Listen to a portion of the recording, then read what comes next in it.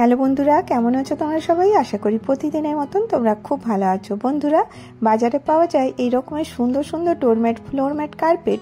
তোমরাও কি বাড়িতে বানাতে চাও, তাও বিনা পয়সায়? আজকে আমি তোমাদের সাথে শেয়ার করব দারুণ আইডিয়া। বন্ধুরা, আমাদের প্রত্যেকের বাড়িতেই দেখো এই রকমের ক্যারি ব্যাগ অবশ্যই থাকে।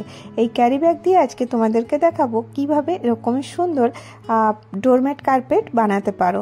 তো দেখো, এখানে আমি কিছু কাপড়ের টুকরো নিয়ে নিয়েছি। তোমাদের কাছে যে রকমেরই কাপড় থাকবে সেটা তোমরা এখানে ইউজ করতে পারো।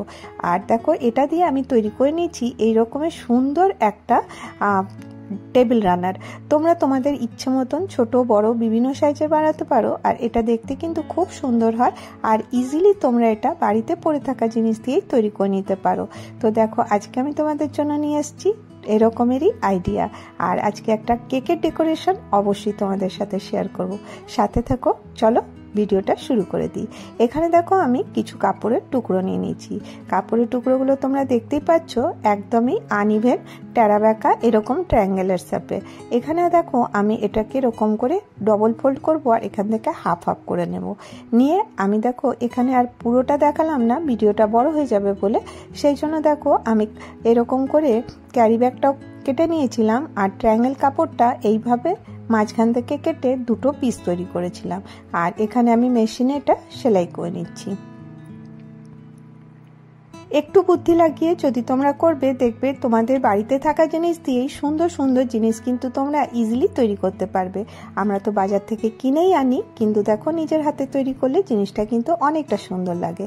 তো দেখো, এইভাবে আমি জয়েন করে নিচ্ছি। তোমরা তো দেখলেই কিভাবে করেছি। আমি পুরোটাই তোমাদের সাথে শেয়ার করি যাতে তোমাদের বুঝতে একটুও অসুবিধা না হয়। আর এখানে দেখো, এই রকমের কাপড়টার থেকে আমি এইভাবে স্ট্রিপ কাট করে নেব। 4 ইঞ্চি মতন কাপড় নিয়ে আমি স্ট্রিপ কাট করে নিচ্ছি। তো তোমরা কিন্তু চাইলে থেকে ছোট স্ট্রিপও কাট করতে পারো, কিন্তু মোটামুটি 4 ইঞ্চি করলে একদম পারফেক্ট হবে। আর দেখো, প্রথমে এটা কিন্তু আমি কোনো মেজারমেন্টের সাথে করছি না, আন্দাজ মতন করছি। অবশ্যই তোমরা এই কাপড়গুলোকে একটু আয়রন করে নেবে, তাতে কি হবে, তোমাদের কাপড়গুলো সুন্দর করে বসবে। আমি ওইগুলো আয়রন করে নিয়েছি অফ ক্যামেরাতে। এবারে দেখো, এরকম করে এটাকে স্টিক করব। কিভাবে লাগাচ্ছি তোমরা স্ক্রিনে দেখে অবশ্যই বুঝতে পারবে। আমি যেভাবে হাত দিয়ে দেখাচ্ছি সেইভাবেই এটাকে এরকম করে ধরে সেলাই করে নিতে হবে। তো কিভাবে করছি চলো মেশিনে চলে যাই। তো এখানে দেখো, এটা এরকম করে উপর দিক করে রাখতে হবে। এবারে মেশিনটা আমি চালানো শুরু করব। এইভাবে দেখো, এটা নিচ পর্যন্ত নিয়ে আসবো। এটা খালি একটা প্যাটার্নের সাথে করতে হবে, তাহলেই কিন্তু এটা রেডি হয়ে যাবে। এবার দেখো, এটা করে নেওয়ার পরে এটা যখন আমি সোজা করব, তখন এই সেলাইটা কিন্তু নিচের দিকে চলে যাবে। এবার অপর পাশটাও ঠিক ওইভাবে রেখে এর উপর থেকে এটা আমি সেলাই করে দেবো। আর এই পাশ ও পাশে যে এক্সট্রা কাপড়গুলো থাকবে সেগুলো আমি পরে কেটে সমান করে নেব। তো দেখো, এটা আমি কেটে দিলাম। এবারে দেখো, এটাকে আমি যখন সোজা করব এই রকমের লুক আসবে। আবার আরেকটা নেব, নিয়ে ওইভাবেই করতে থাকবো। তো দেখো, এরকম করে এটা এইভাবে করে হাত দিয়ে চেপে চেপে দেবে, দেখবে এর ফিনিশিংটা অনেকটা সুন্দর হয়েছে। তোমরা এটা ছোট ট্রায়াঙ্গুলারেরও করতে পারো। তো দেখো, এটা দুটো কালারে করছি আমি। এরকম করে নিচটা কাট করে দেবো, আর এক্সট্রা কাপড়টা এই পাশ থেকেও কেটে নিলাম। আবার স্ট্রিপটা নেব, নিয়ে ওইভাবেই আবার লাগানো শুরু করব। তো দেখো, এইভাবে রাখবো, অপর দিকটা এরকম করে সোজা করে দেবো। শুধুমাত্র প্যাটার্নের সাথে করো, দেখবে ইজিলি তোমরা এটা তৈরি করতে পারবে। তো দেখো, এইভাবে আমি এটাকে রেডি করছি। এই পাশটা হয়ে গেছে, ঠিক সেম ভাবে আমি অপর পাশটাতেও এরকম করে করব। তো এরকম করে দুটো স্ট্রিপ নিলাম, অপর পাশেও দেখো ঠিক ওইভাবেই আমি যেরকম করে প্রথমটা নিয়েছিলাম ওইভাবেই দেখো আবার আমি সেলাইটা করে নিচ্ছি।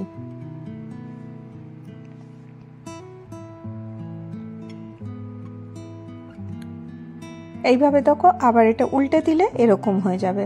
হাত দিয়ে চেপে চেপে দিতে হবে, অপর পাশটাও ঠিক ওইভাবে এরকম করে সেলাই করে নিতে হবে। এইভাবে এবারে দেখো, যে এক্সট্রা কাপড়গুলো থাকবে সেগুলো আমি প্রথমে যেরকম দেখালাম সেইভাবেই কেটে নিতে হবে। আবার একটা লাইনের মধ্যে রেডি করতে হবে।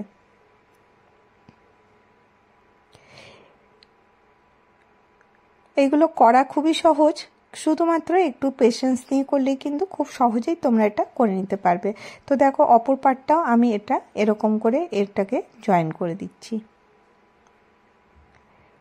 এইভাবে কমপ্লিট হয়ে গেল। এবারে অপোজিট দুটো সাইডের যে কাপড়গুলো বেঁচে আছে ওখানে কিন্তু আমি এই কাপড়টাই অ্যাডজাস্ট করে যেভাবে এইভাবে লাগালাম ঠিক অপর পাশটা মানে এই অপোজিট সাইডের যে দুটো অংশ খোলা আছে ঠিক ওইভাবেই আমাকে এটাকে রেডি করতে হবে। তো দেখো প্রথমে আমি এটা করে নেওয়ার পরে এখানে আমি এটা স্টিচ করে দিচ্ছি যাতে আর কাপড়টা উঠে না যায়। এইভাবে দেখো আমি এরকম করে এটাকে স্টিচ করে নেব। আশা করি তোমরা সকলে বুঝতে পারছো কিভাবে করছি। যদি তোমাদের কোনো ডাউট থাকে অবশ্যই কমেন্ট বক্সে জিজ্ঞাসা করো, আমি তোমাদের সাথে শেয়ার করব যদি কোনো প্রবলেম থাকে। দেখো ছোট ছোট কাপড়ের টুকরো দিয়ে তোমরা তোমাদের মনের মতন রানার বানাতে পারো, ডোরম্যাট বানাতে পারো, ফ্লোর ম্যাট বানাতে পারো। তো দেখো নতুন কাপড় থাকলে সেটা দেখতে বেশি ভালো লাগবে।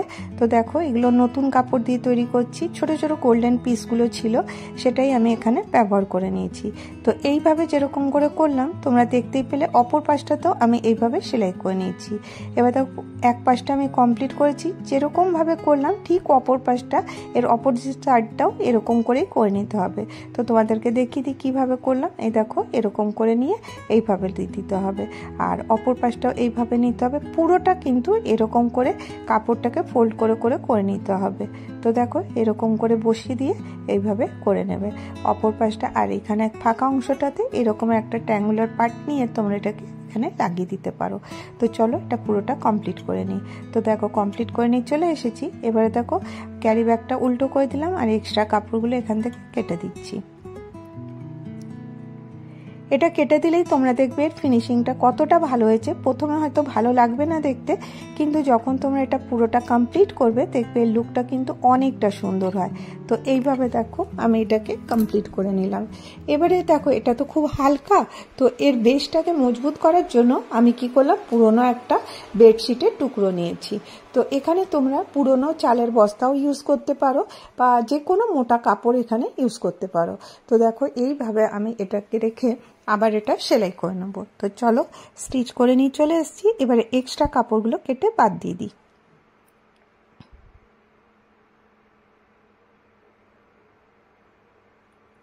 এভাবে দেখো এক্সট্রা কাপড়গুলো আমি কেটে বাদ দিয়ে দিচ্ছি।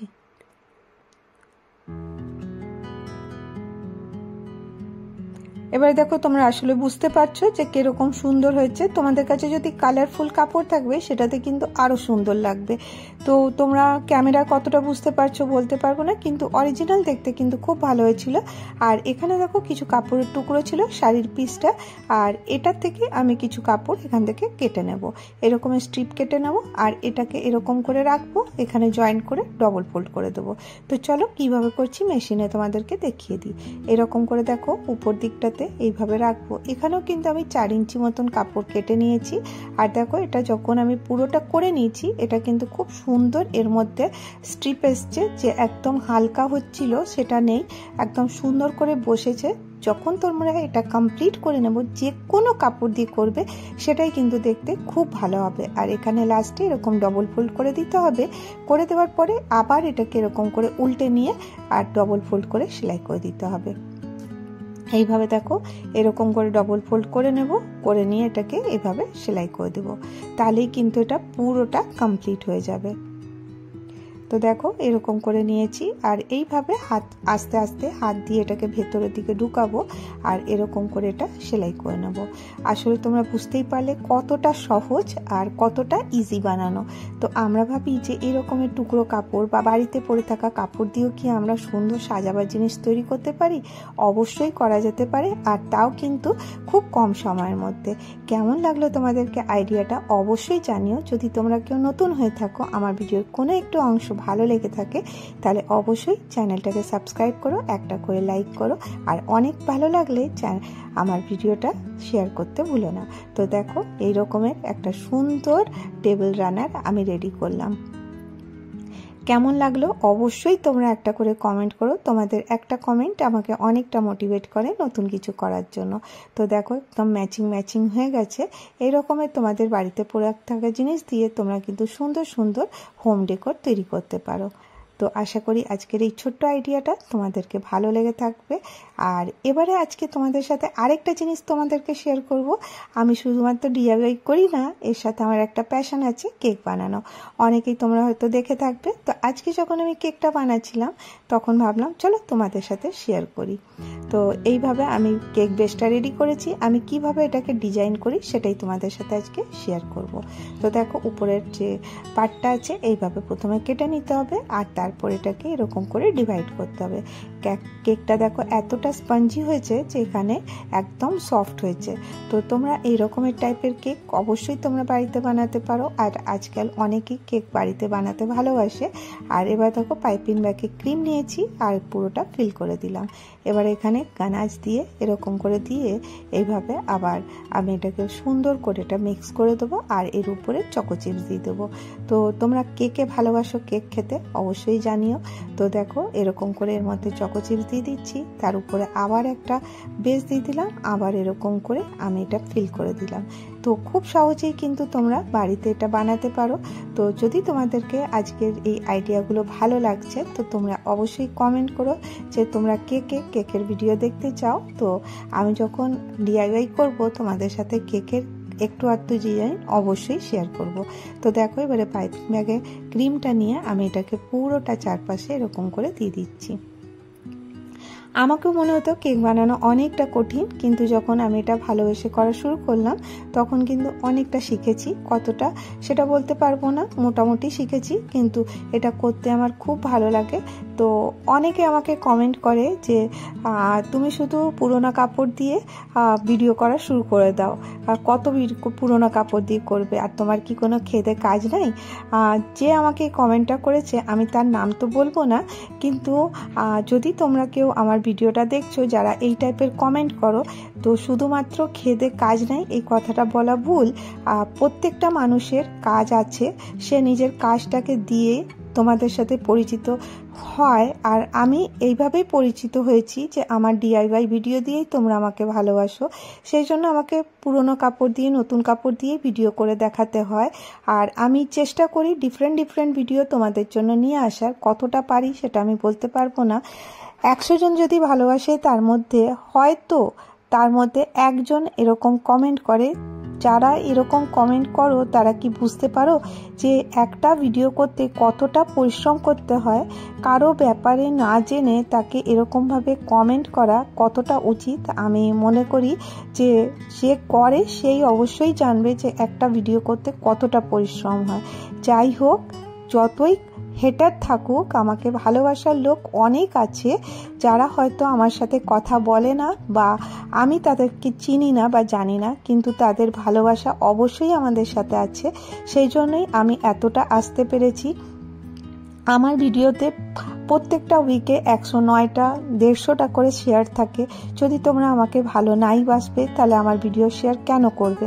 আমি জানি একটা খারাপ কমেন্ট অনেকটা খারাপ লাগে। আজকে আমি কেকের বানাবার দিয়েই তোমাদেরকে একটুখানি বললাম, মনের কথাটা বললাম, কারণ একটা ইউটিউবার বা একটা হোম মেকার জানে যে কতটা পরিশ্রম করে একটা ভিডিও করতে হয়। আর এতটা দূর এগোনো কোনো মুখের কথা না, কারণ একটা ফ্যামিলিতে একটা মানুষ অনেকটা পরিশ্রম করে একটা চ্যানেলকে দাঁড় করাবার জন্য। যারা তোমরা করো অবশ্যই জানো। আর যারা এরকমের কমেন্ট করো না কাউকে। তোমাকে ভালো লাগছে না তোমরা ভিডিও দেখো না, স্কিপ করে দাও, বা তোমরা এটাকে আমাকে যদি সাবস্ক্রাইব করে রেখেছো কখনো আমাকে আনসাবস্ক্রাইব করে দাও, তাও চলবে, কিন্তু আজে বাজে কমেন্ট করো না, রিকোয়েস্ট করব। কারণ একটা আজে বাজে কমেন্ট অনেকটা মনকে খারাপ করে দেয়। তো এইভাবেই দেখো আমি কেকটা ডেকোরেট করলাম। তো আজকে আমি অনেকটা তোমাদের সাথে কথা বলে নিলাম। তো যদি তোমাদেরকে আমার কথাগুলো ভুল মনে হয়ে থাকে তাহলে অবশ্যই আমাকে ক্ষমা করে দিও। আর যারা আমার সাথে আছো তারা অবশ্যই থেকো। তো আজকের ভিডিও এইভাবেই আমি শেষ করছি। তোমরা অবশ্যই ভালো থেকো, সুস্থ থেকো। আজকের ভিডিও এতটাই। আবার দেখা হবে নেক্সট ভিডিওতে। ভালো থেকো, সুস্থ থেকো। Bye bye.